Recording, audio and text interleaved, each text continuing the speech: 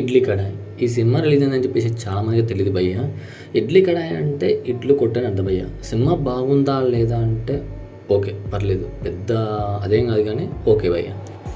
చాలామంది తెలిసిందే story, screen play, direction, hero మొత్తం ధనుష్ భయ్య. ధనుష్ వాళ్ళ తండ్రి ఓ చిన్న గ్రామంలో ఇడ్లీ కొట్టి పెట్టుకొని పద్ధతి నివదిస్తారు భయ్య.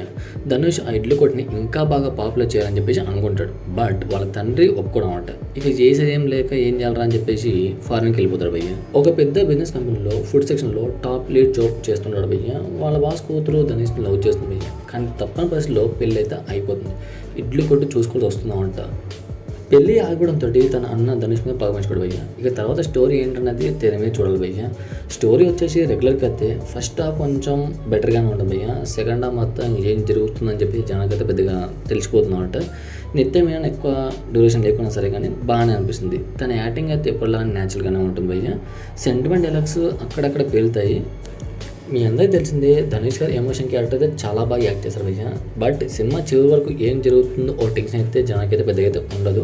ఒక సీరియల్ చూసినట్టయితే ఫీల్ అయితే ఉంటుంది భయ్య. అంటే ఈవెన్ పోస్టర్ కూడా అలానే ఉంది భయ్య. బడ్జెట్ పెద్దగా అయితే ఏం లేదనుకుంటే ఐ థింక్. మన సినిమా చూడొచ్చో లేదంటే భయ్య మీ ఇష్టం అనేది. ఒక సీరియల్ని థియేటర్లో చూస్తే ఎలా ఉంటుందో అలా ఉంటుంది భయ్య. ఇది నా అభిప్రాయం మాత్రమే, అంతకంటే ఇంకేం లేదు. పర్లేదు భయ్య, ఫ్యామిలీతో అయితే సినిమా అయితే చూడొచ్చు. కానీ అన్ని థియేటర్లో చాలామంది అయితే మధ్యలోనే అయితే వెళ్ళిపోతూ ఉన్నారు భయ్య, పెద్దగా నచ్చపడం వల్ల. అంటే బికాజ్ ఆఫ్ దట్ తెలిసిందే కదా, సీరియల్ అంటే ఎవరు నస్తే చెప్పండి, ఇంట్లోనే చూడడం, మళ్ళీ పైగా థియేటర్కి వచ్చి డబ్బులు పెట్టుకొని ఎవరు ఇస్తారు. సో అలానే ఉందన్నమాట.